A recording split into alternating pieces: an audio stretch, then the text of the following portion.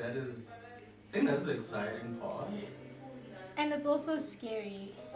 I think it's easier to dream and be like, oh yeah, the world is my oyster, da da da da da da. But when it's time to actually put in the work, it feels a bit too big. I think that is what I hope people learn by hearing people's journeys. Yeah, I think a yeah. lot of times, umuntu xa umphumele straight, then they And believe it's other not people. straight shame. You Yo, could never be straight. it's not straight. I think you're a fashion designer, right? Apparently. Just tell us, what's the name of your brand though? So my brand is called Athi. Uh-huh. Most people say it's like negative, or, Yes. but like to be fair, I didn't want to name it after myself. Like I kind of just still wanted to be like an individual outside Uh-huh. of like the brand, but I still wanted to keep it like close to my name. Okay. So there's no deep meaning, nothing. It's just Yeah. an end to the Athi. Yeah. So I was just like, if they can call the brand Apple and it's gonna be successful, Then what's the problem with yeah, empty? what's wrong with empty? Okay, okay. Yeah. Alright, so you studied fashion design or you just know how to sew? Which one are you? I studied fashion design. Alright, so where did you study it? Well, it was Lysoft then, and now it's called Stadio. Okay, Victoria had it. so that's the Pretoria one. Yes.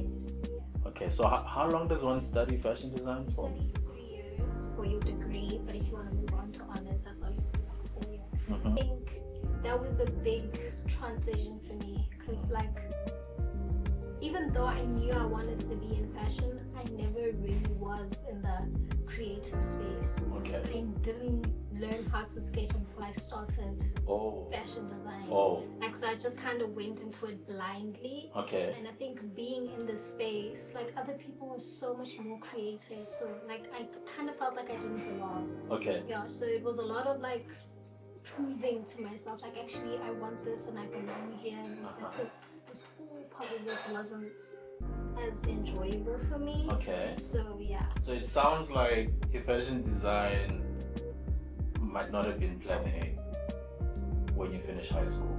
No, it was. Okay. I just and had expressed it to my mom. Okay. It's just my dad didn't. He wasn't on board with it. Okay. Yeah, he wasn't. So it was like, okay, I'll pick something else, but I know deep down this is what I wanted to do. And I think I was like just afraid also to stand my ground and be like, okay, listen, this is genuinely what I want. So after high school, what did you do first? I went to study town planning Oh wow! for a year.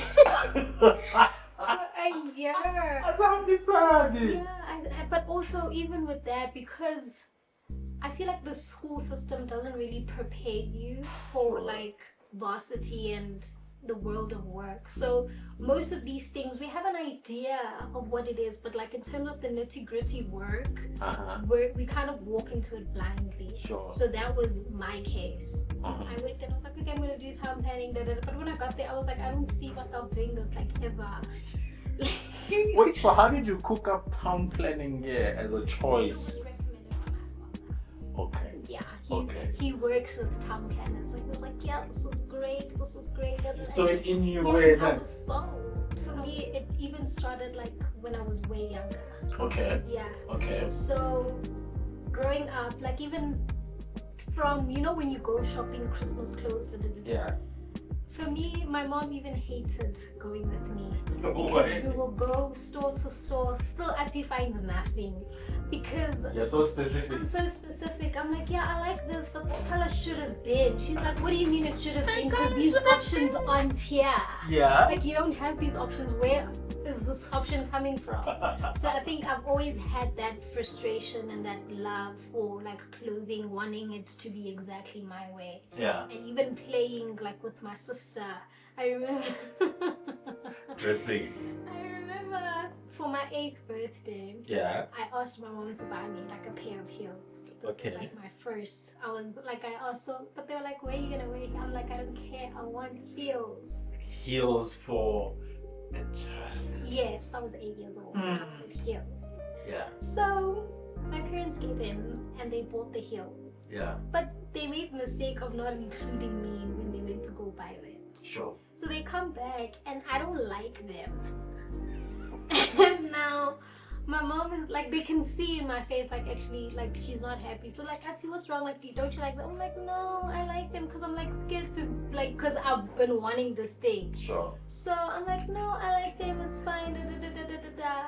Now my birthday is in December, so they go to work. I'm at home now.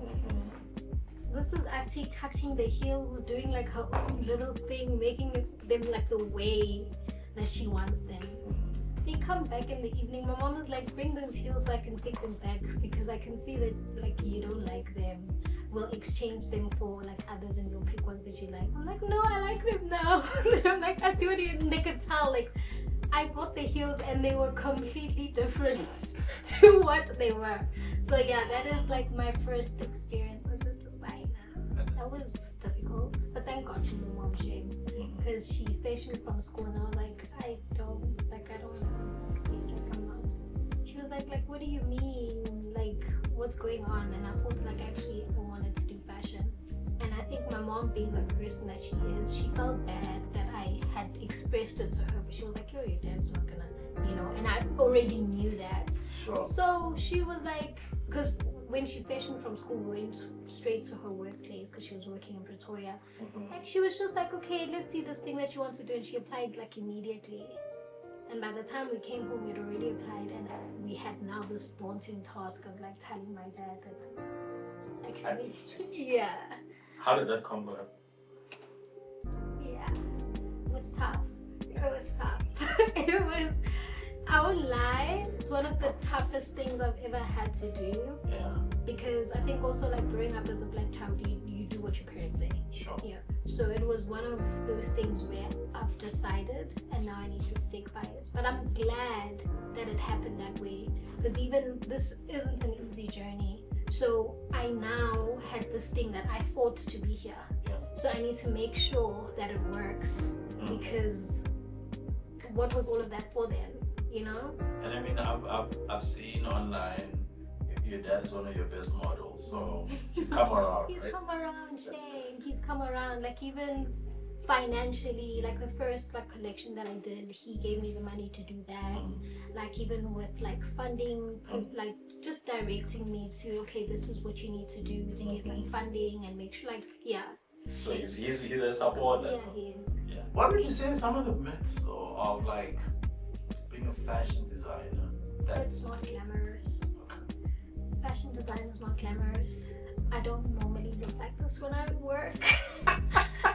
What's your normal look? Sweats, hair not done, like I have thread all over me. Like I can't even wear my nice clothes when I'm working because they're gonna get ruined.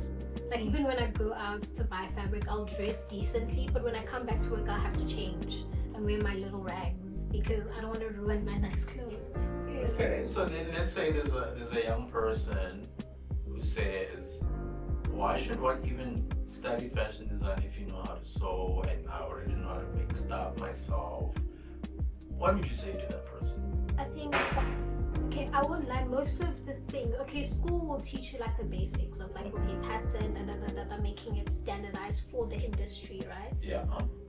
Most of the different and creative things I learned like on YouTube by myself, experimenting and all of that. But I think what I cannot take away from school, even looking at my peers, the people that I studied with, is the level of professionalism that you put into your business because you study for this. And like even when they teach you, like they teach you industry standards. Sure. So, and like even with like dealing with clients and all of that, I think it's something that we take for granted, but most businesses fail because of that. Okay. So definitely go to school to learn the technicalities of it all, but also you want to run a business at the end of the day, and there's so many different aspects that go into it. So I would go to school. Go to school. Go to school. God has already given you everything that you will need for the journey. Just trust in Him, trust in what He has put in you, and go at it. Because it took me a while to start Sure. Because like I said, like I didn't think I belonged in this industry because I didn't have.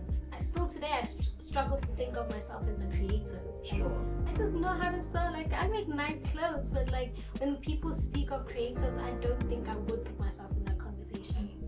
Yeah. So who is in that conversation in your mind? A lot of people. Like there's so many people that you're like, wow, you're so creative. Like that is crazy. Yeah, and I actually was having this conversation with my cousin the other day. Like it's easy to pinpoint someone else's strength, but for me it's like, oh, because it's like I do it every day, it doesn't seem like such a big deal. And he was like, but I look at you and I'm like, wow, like you're so creative, how did you come up with that? And I'm looking at him because he's doing engineering and I'm like, wow, how did you? That's crazy. Yeah. So I think sometimes the mind plays tricks on you. And now there's a big opportunity to go showcase in London. Can you just tell us about that? What is this thing? Okay, so it's called Africa Fashion Week London, and it's based in London. It's for African designers to put them on a global stage. Okay. Yeah, so that's what we're doing. We're showcasing internationally, and it's just. I think for me, it's just an opportunity for me to introduce myself and my brand to the world. It's such a big stage. Yes. Yeah. Yes. And you've been trying to fundraise. How can you help in your fundraising attempt? What are those things? There's I'm selling t-shirts first of all. They cost 600 rand, and the whole idea behind that is to build a community around chasing dreams. And I think it's bigger than just like buying the t-shirts and supporting me in order to go there. I think I want people to have a physical reminder that, okay, this is her dream and she's going after it, but like, what is it that I want to chase? Sure. And think from there, and like just a reminder that it's possible. So that's one way you can support, and another is by funding, sponsorship. Yeah, if you've got a little business, have some extra cash. Yes. Yeah. Okay, so your vision for when you are showcasing in London is to say what? When you're introducing everyone to Auntie, what are you saying Auntie is to the world?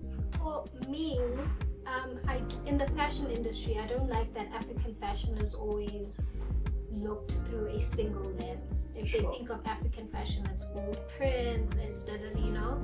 And for me, it's like we can do the technical things as well as the Western world, you know what I mean? So I want to introduce African fashion. Yes, the bold prints are there, but there's also like a technicality and craftsmanship that is there as well that needs to be respected as well.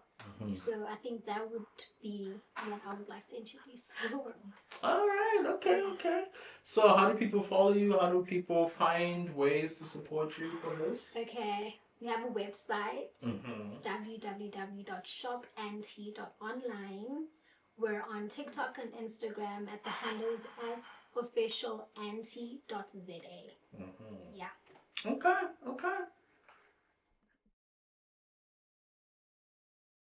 How did you deal with the first couple of clients as the owner of Auntie?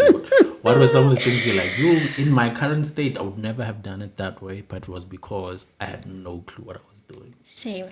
My very first client was like our family doctor. Wow, I love that lady. I love that lady so much because I think